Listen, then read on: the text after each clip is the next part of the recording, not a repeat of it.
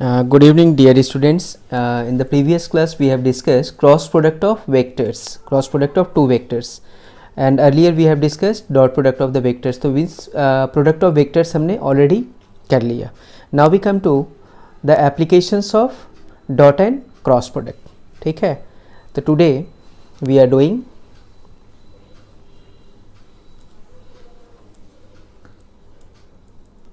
some physical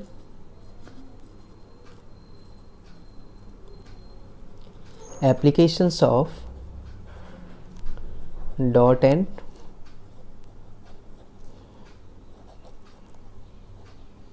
cross product of vectors.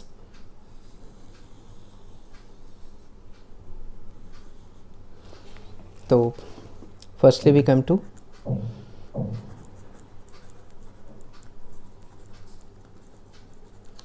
the applications of dot product. Okay कुछ basic questions भी dot product पे discuss किए थे. Means like दो vectors parallel हैं तो अननोन वैल्यू फाइंड करो, परपेंडिकुलर है तो अननोन वैल्यू फाइंड करो. तो कुछ फिजिकल एप्लीकेशंस पे आते हैं.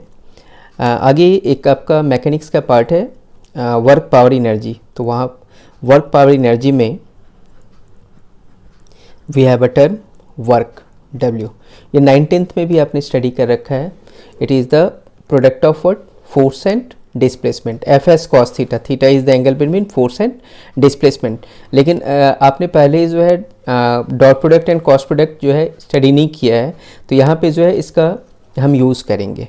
तो work is actually the dot product of force vector and the displacement vector. It is F S cos theta. and if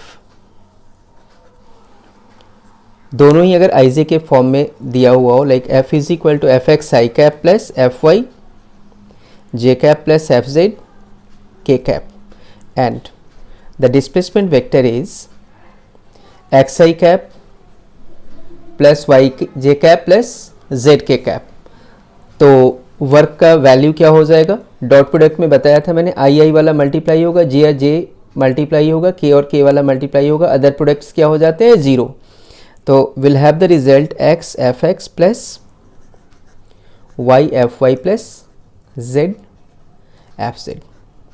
तो it is the value of work done जब आपका एफ और displacement, force and displacement I J K form में given हो. अब मान लीजिए आई J K form में गिवन नहीं हो. Suppose this one is force and this one is displacement. आप फोर्स इस डायरेक्शन में लगा रहे हैं और डिस्प्लेसमेंट इस डायरेक्शन में है. An angle between force and displacement is theta. इसको जो है मैं अप्लाई करके दिखाता हूँ. एक विजुलाइज कीजिए कंडीशन. मान लीजिए we have a block of given mass और इस मास पे हम फोर्स लगा रहे हैं इस डायरेक्शन में. This force is F and this mass is restricted to move along the horizontal direction. ये मास horizontal direction में ही मूव कर सकता है. ठीक है, it is restricted to move in horizontal direction.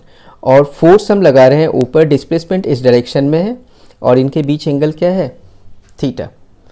तो we have work is equal to F S cos theta. That is, ये बताया था डॉट प्रोडक्ट में ही कॉस थीटा का रिजल्ट आता है, एफ एस कॉस थीटा. ठीक है. और अगर थीटा 90 हो जाए, फोर्स अगर ऊपर लगा रहे हो और डिस्प्लेसमेंट जो है इस डायरेक्शन में, तो work done will be what? Zero.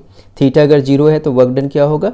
Maximum होगा. तो खैर ये सब तो हम वर्क पावर एनर्जी जो है चैप्टर में डिस्कस करेंगे ही. तो ये एक केस हमने विजुलाइज किया.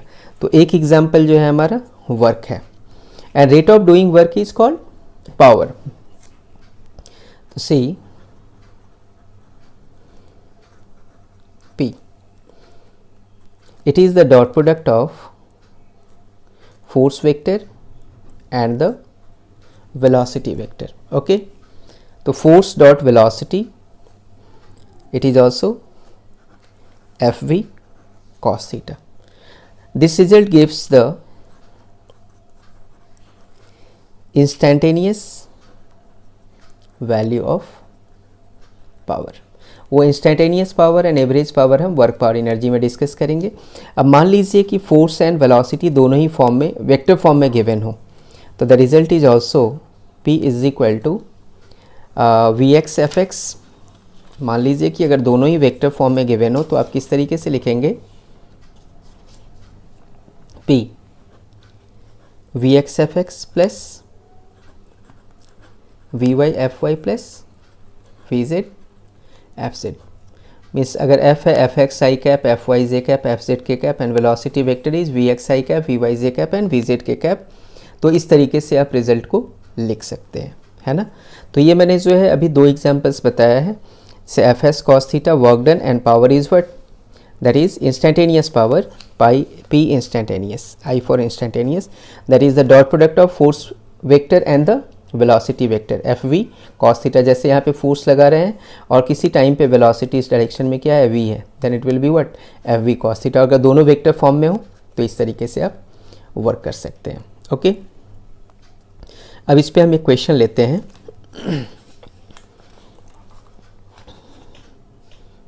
Say we have a question.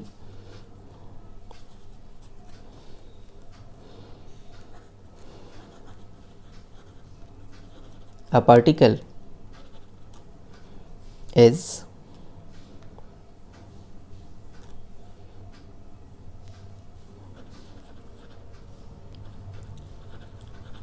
restricted to move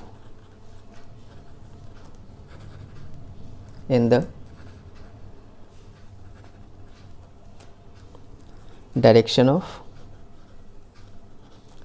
applied force and it has a displacement of 10 meter under an external force। External force हम अप्लाई कर रहे हैं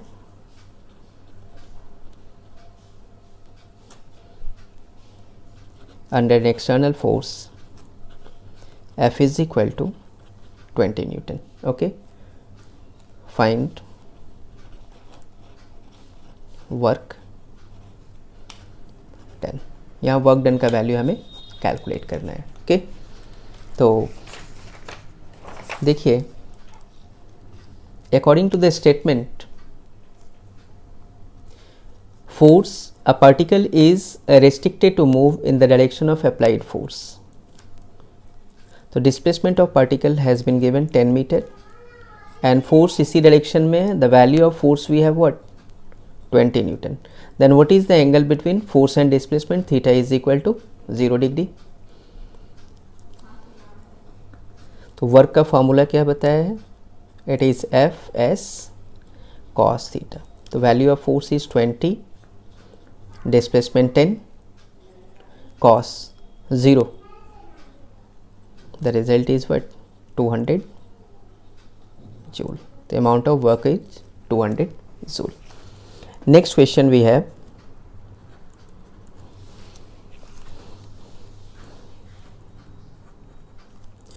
under an external force F का value given है 10i cap minus 2j cap plus 5k cap Newton. a particle has been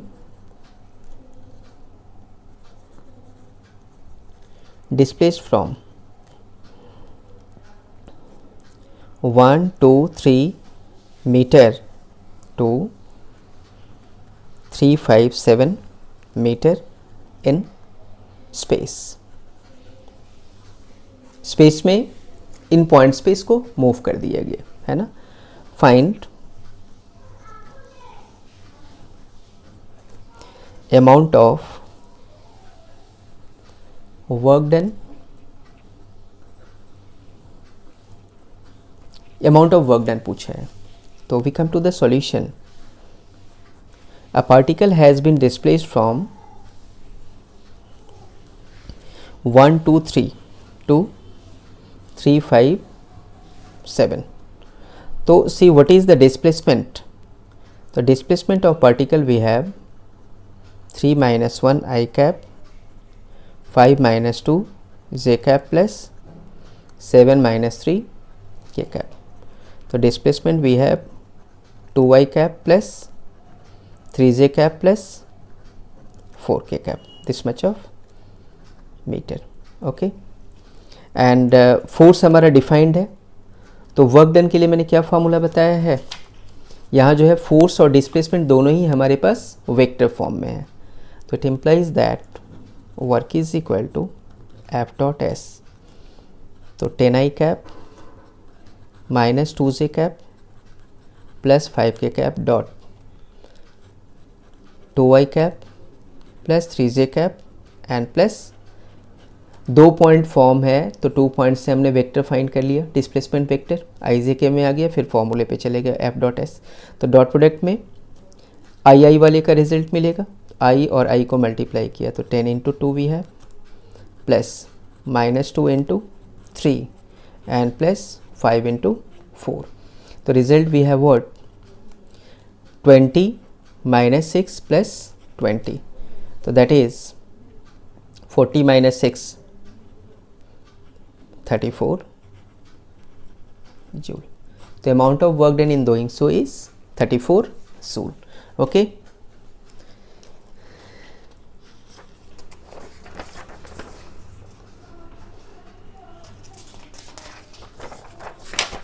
we come to one more question.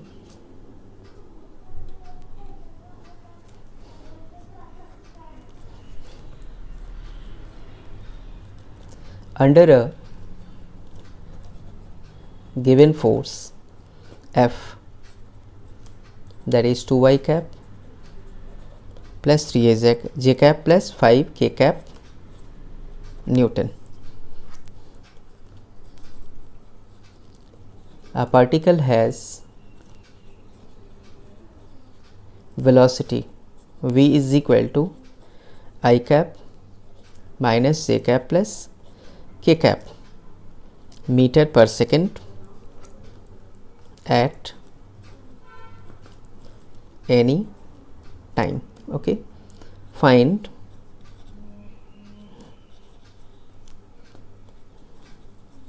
the value of instantaneous power. Instantaneous power का value हमें calculate करना है. Okay, तो we come to the solution. देखिए instantaneous power का क्या formula बताया, it is the dot product of force vector and the velocity vector. तो फोर्स एंड वेलोसिटी दोनों हमारा डिफाइंड है. तो 2y cap plus 3j cap plus 5k cap dot what about velocity I cap minus j cap plus k cap.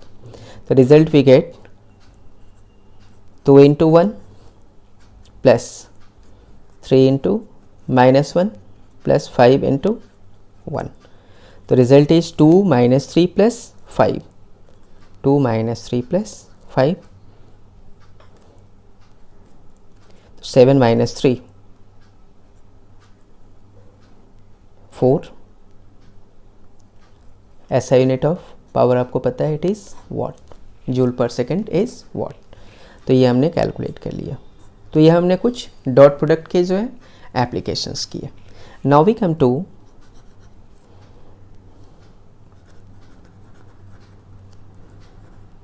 applications of cross product. यहाँ कौन सा application कर रहे हैं जो फिजिक्स में यूज़ होने वाला है, that is physical applications. Okay, तो फर्स्ट मैंने बताया था area of the parallelogram formed using vectors. तो दो वेक्टर्स को यूज़ करके हमने एक पैरेललोग्राम बनाया और इस पैरेललोग्राम का एरिया चाहिए हमें. Like we have two vectors, one vector is r1 and the other one is r2. तो इन दोनों वेक्टर्स को यूज़ करके वी फॉर्म अ पैरेललोग्राम. तो we have to find the area of this parallelogram. तो area is both scalar and vector. तो if we come to the area vector, area vector is the cross product of two vectors r1 and r2. And what is the magnitude of area? Magnitude of area, that is mod of vector A, that will be mod of r1 cross r2. ठीक है. The next one is the area of triangle formed using the vectors. अब इन्हीं दोनों vectors को use करके हम triangle का area हमें फाइंड करना है. ओके, तो we come to the area of the triangle.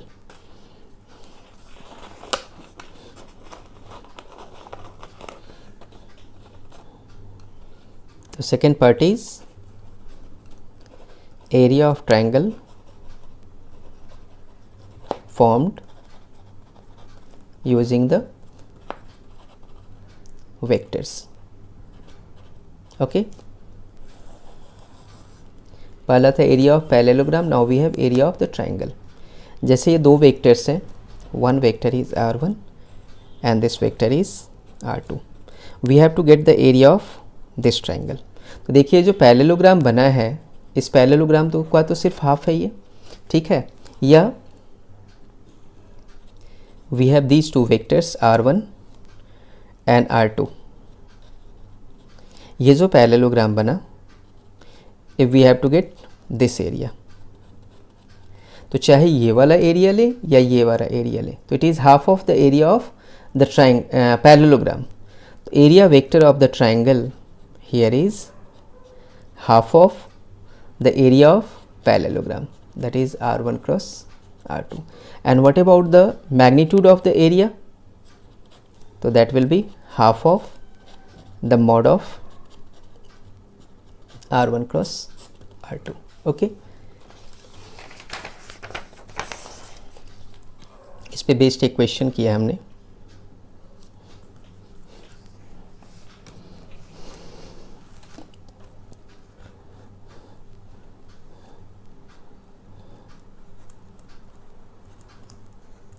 Question: find area of the parallelogram formed using the vectors r1 is equal to I cap plus j cap plus k cap and r2 is equal to 2i cap plus 3j cap plus 5k cap. जैसे एक example लिया हमने, है ना. तो we come to the solution. तो area के लिए मैंने क्या बताया है? Area of the parallelogram, area vector हम पहले कैलकुलेट कर लेते हैं. तो that is equal to cross product of the vectors r1 cross r2. तो क्रॉस प्रोडक्ट का रिजल्ट मैंने प्रीवियस क्लास आपको फाइंड करना बताया था जब क्रॉस प्रोडक्ट ऑफ वेक्टर्स करवाया था, है ना. तो इसको कैसे सॉल्व करेंगे? It is i j k. Coefficient of i, first vector 1 1 1, i का कोएफिशिएंट 1 है, j का भी 1 है और k का भी 1 है. And what about the coefficient of r2? i का 2 है, j का वी हैव 3 और k का क्या है 5. ओके, अब इसको हम सिंप्लीफाई करते हैं. Area of the parallelogram is equal to I cap. मैंने बताया था आपको प्रीवियस क्लास में, ये रो एंड कॉलम फर्स्ट वाला पॉजिटिव लेना है. अब इसको छोड़ के जो रिजल्ट आ रहा है that is 1 3 1 5. The next one will be negative minus J cap. Column row को हटा दें तो क्या बच रहा है 1 2 1 5 प्लस के कैप. अब फिर से रो एंड कॉलम को हटाएं तो वी हैव 1 2 एंड 1 3. फिर बताया था क्रॉस मल्टीप्लिकेशन, डाउन वाला पॉजिटिव लेना है और अप वाला नेगेटिव लेना है ना. तो area vector of the parallelogram we have what? 5 minus 3, that is 2i cap. 5 minus 2 3 minus 3j cap. 3 minus 2 plus k cap. It is the area of the parallelogram. अगर हमें एरिया का magnitude calculate करना है इस parallelogram का, तो it will be under root magnitude of the vector, modulus of the vector का formula बताया है. तो 2 square plus minus 3 square and plus 1 square. तो ये 4 9 13 and 1 14. तो that will be 14 units. Okay, area is of 40 units. अब इन्हीं दोनों ट्राइंगल्स को यूज़ करके अगर ट्राइंगल का एरिया कैलकुलेट करना हो तो what will be the area of the triangle formed using the vectors. Area of the triangle that is half of the cross product of the vectors. तो इसका half कर दिया हमने, हाफ एरिया ये calculate किया था 2i cap minus 3j cap plus k cap. तो इससे हमारे पास, और इसका मैग्नीट्यूड फिर कैलकुलेट कर सकते हैं हम अकॉर्डिंगली, है ना। तो फिर इसका आप चाहें तो मैग्नीट्यूड कैलकुलेट कर लें। ओके, तो you will get the area of the triangle. ठीक है, तो यहाँ तो R1 और R2 फॉर्म में दिया हुआ था। अब एक क्वेश्चन करते हैं जहाँ कोऑर्डिनेट्स डिफाइंड है और इन कोऑर्डिनेट्स को यूज़ करके हमें area of the parallelogram calculate करना है।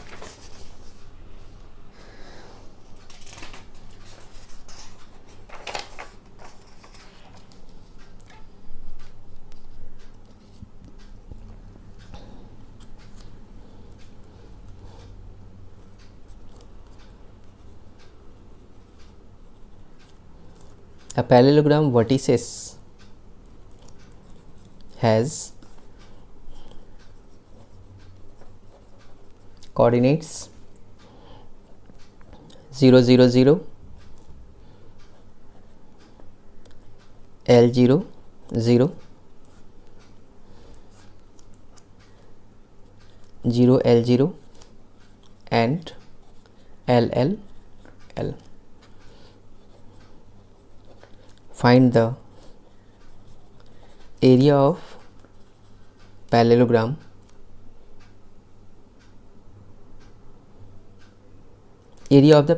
we have to get. Okay, तो कोऑर्डिनेट सिस्टम में हम आए, we come to the solution.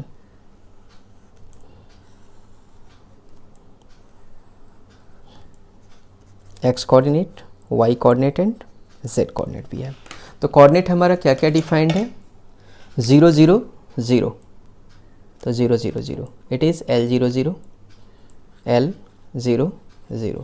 The next one is 0 L 0,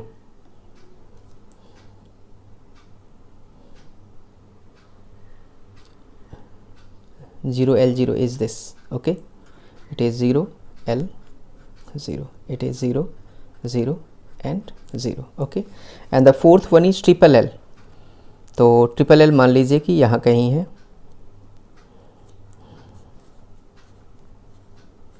L. Okay, अब जो ये प्लेन बन रहा है, इस प्लेन का area we have to get. Okay,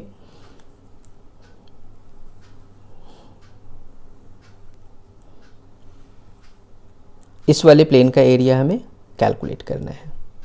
ठीक है, तो दो वेक्टर्स आप कोई भी लें, you consider any two vectors,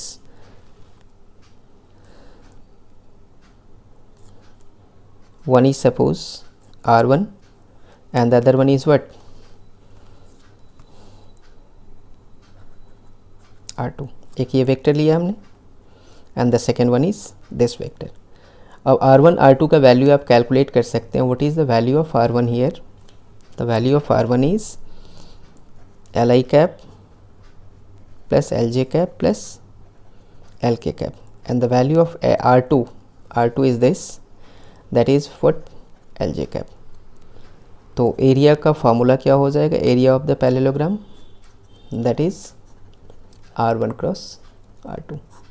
तो आप क्रॉस प्रोडक्ट यूज़ करके एरिया कैलकुलेट कर सकते हैं। ओके,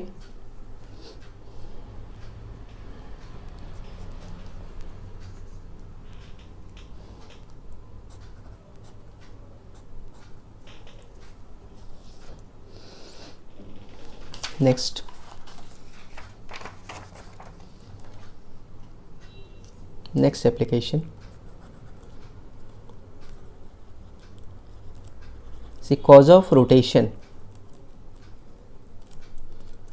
of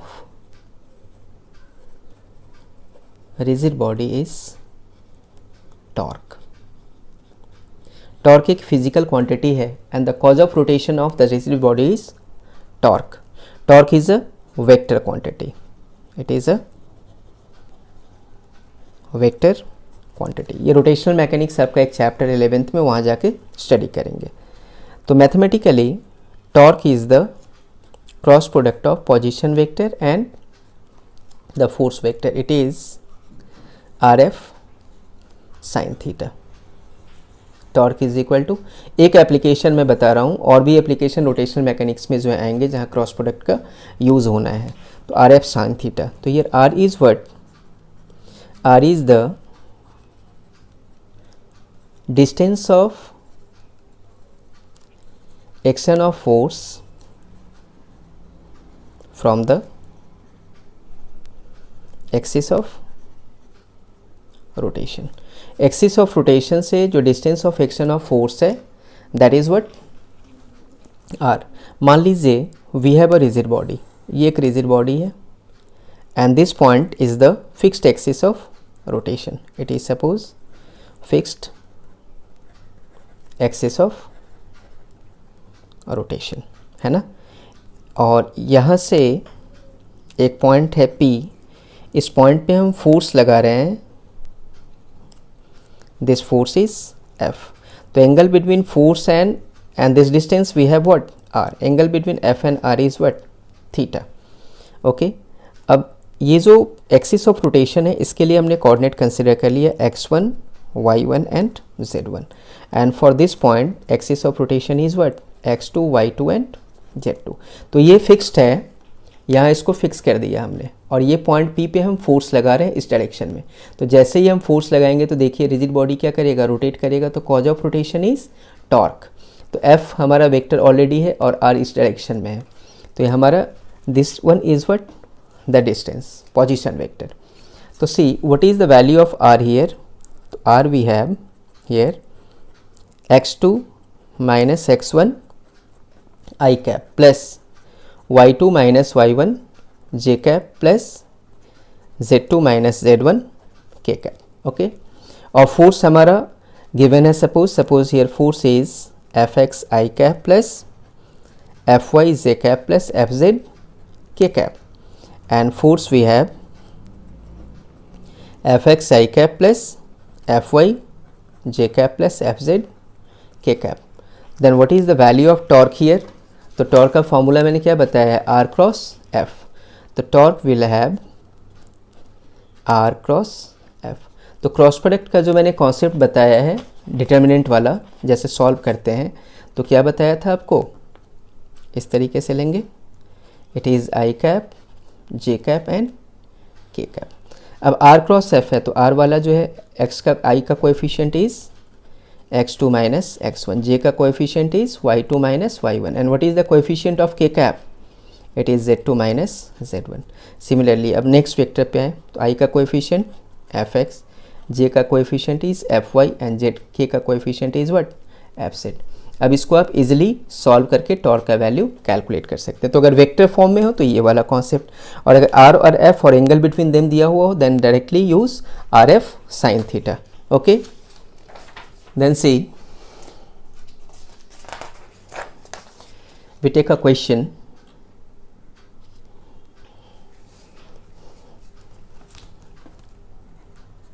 ये होमवर्क के लिए मैं दे रहा हूँ।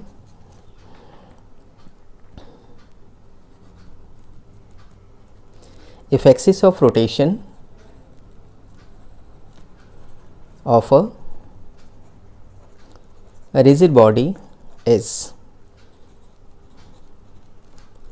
origin of कोऑर्डिनेट सिस्टम, एक रिजिड बॉडी का एक्सिस ऑफ रोटेशन उसका ऑरिजिन है, means that is 0 0 0, and a force F is equal to 10i cap plus 10j cap plus 10k cap has been applied at point P, that is 1, 2 and 3 metre. यहाँ पे force जो है that is defined in newton, point coordinate दिया हुआ है, ठीक है, of the rigid body, ये रिजिड बॉडी पे ही है पॉइंट, है ना। Find the value of torque. Torque का वैल्यू आपको कैलकुलेट करना है, कर सकते हैं आप। तो पहले आप जो है आर का वैल्यू कैलकुलेट कीजिए 0 0 0 1 2 3 से, एफ का वैल्यू दिया हुआ है, then use the cross product का formula, you will get the value of torque. Next question से suppose we have a displacement of 10 metre like this, और फोर्स हम इस डायरेक्शन में लगा रहे हैं परपेंडिकुलर डायरेक्शन में, फोर्स इज ऑफ 20 न्यूटन, दोनों का बीच एंगल इज गिवन 90 डिग्री। हमें टॉर्क का वैल्यू कैलकुलेट करना है, we have to get the value of magnitude of torque. तो टॉर्क वी हैव क्या है, आर एफ साइन थीटा, तो value of R is 10 meter, the value of force is 20 meter, और दोनों के बीच एंगल क्या है 90 डिग्री। तो we get the result 200, force का unit is newton and displacement का यूनिट क्या है मीटर। तो ऐसा unit of torque is newton metre, इसको आप जूल नहीं लिख सकते हैं, है ना, इट इज़ न्यूटन मीटर, ठीक है, it is not joule, work का यूनिट ही जूल होता है, ठीक है। अच्छा, एक और क्वेश्चन लिया, डिस्प्लेसमेंट मैग्नीट्यूड इज 10 मीटर और इसी डायरेक्शन में हम फोर्स लगा रहे हैं 20 न्यूटन का, तो यहाँ टॉर्क क्या होगा, torque is equal to 10 into 20, दोनों का बीच एंगल देखिए क्या है 0 डिग्री, तो यह टॉर्क विल बी 0, ओके। तो मैक्सिमम टॉर्क होता है जब थीटा 90 डिग्री हो, टॉर्क 0 कब होगा, जब आपका थीटा 0 हो। एक और क्वेश्चन लिया हमने, displacement of 10 meter, force of 20 Newton, angle is 30 degree. Now we have to get the value of torque. तो torque here is 10 into 20, R into F sin theta की जगह क्या लेंगे आप 30 डिग्री, तो get the result 100 Newton meter, okay, it is 100 Newton meter. तो इस तरीके से we get the value of what, torque, okay।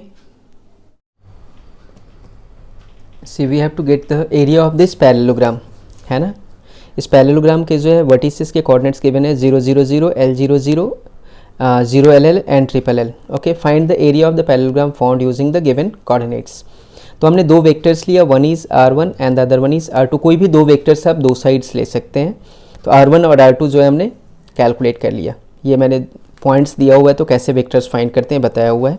Then we use what, the cross product formula, area of the parallelogram के लिए यही बताया है मैंने, ठीक है। तो ये हमारे पास रिजल्ट आ गया। तो L is N to L square, I cross J क्या बताया था, K कैप, वो डिटर्मिनेंट वाला भी मेथड यूज़ कर सकते हैं या डायरेक्टली यूज़ कर सकते हैं, plus L into L square, I cross K is minus J cap, तो ये हमारे पास रिजल्ट आ गया। तो it is the area vector और ये मैग्नीट्यूड ऑफ द एरिया आ गया, तो it is the answer. Now we may find the volume of the parallelepiped. देखिए एक और एप्लीकेशन है, वॉल्यूम ऑफ पैरेललोपाइप। क्या है ये वर्टिकल लाइन है outside the plane of paper,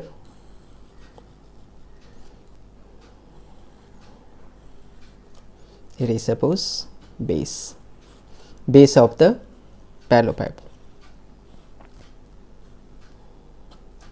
This vector is suppose R1 and this vector is R2, तो ये तो पैरेललोग्राम का एरिया आ जाएगा। दिस एंगल इज थीटा, ये एंगल थीटा कंसिडर कर लिया हमने, okay.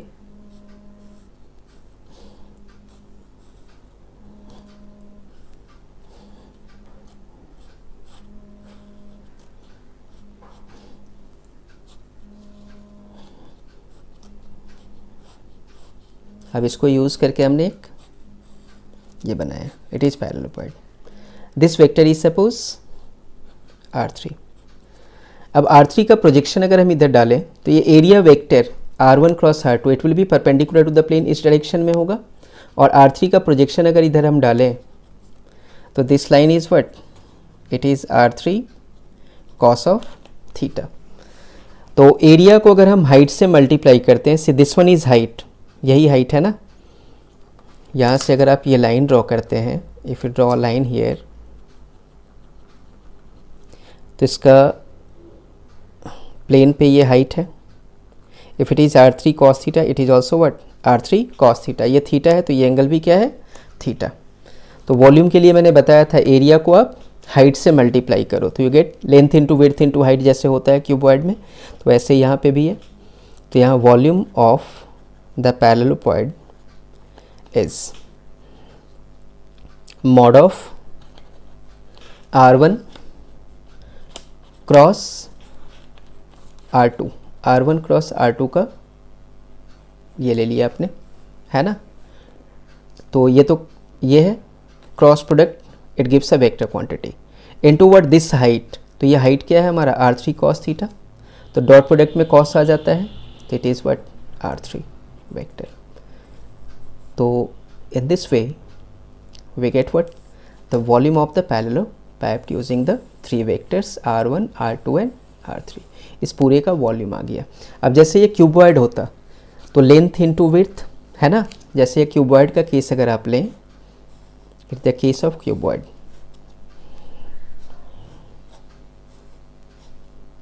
If you take this case, this one is length, this one is width and this one is height. तो r1 क्रॉस r2 यहाँ क्या हो जाएगा, that is length into width. Length और width के बीच एंगल 90 होता है तो it is sin of 90 degree, that is simply LB, है ना. एंड हाइट, यहाँ r1 और r2 क्रॉस प्रोडक्ट का और हाइट का बीच में एंगल क्या है, that is 0 डिग्री, है ना. तो volume is equal to area dot height तो इनटू हाइट. डॉट प्रोडक्ट में क्या यूज़ करते हैं cos थीटा, तो cos ऑफ 0 डिग्री. लेंथ और विड्थ का जो डायरेक्शन है वो किस डायरेक्शन में है, हाइट के डायरेक्शन में है. तो L क्रॉस भी हाइट के डायरेक्शन में है तो क्रॉस प्रोडक्ट जो है हाइट के साथ कितना एंगल बना रहा है 0, तो cos 0. तो you get the volume of cuboid that is simply what LB into H. Okay, तो इस तरीके से हमने कैलकुलेट कर लिया.